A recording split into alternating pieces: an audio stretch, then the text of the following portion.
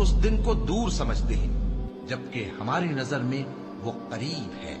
جس دن آسمان ایسا ہو جائے گا جیسے پگھلا ہوا تانبا، اور پہاڑ ایسے جیسے رنگین اون، اور کوئی دوست کسی دوست کو نہ پوچھے گا، حالانکہ ایک دوسرے کو سامنے دیکھ رہے ہوں گے۔ اس روز گناہگار چاہے گا کہ کسی طرح اس دن کے عذاب کے بدلے میں سب کچھ دے دے، یعنی اپنے بیٹے اور اپنی بیوی اور اپنے بھائی اور اپنا خاندان جس پہ وہ رہتا تھا، اور جتنے آدمی زمین پر ہیں غرض سب کو دے ڈالے، پھر اپنے آپ کو عذاب سے چھڑا لے۔ لیکن ایسا ہرگز نہیں ہوگا۔ وہ بھڑکتی ہوئی آگ ہے، کھال ادھیڑ کر کلیجہ نکال لینے والی۔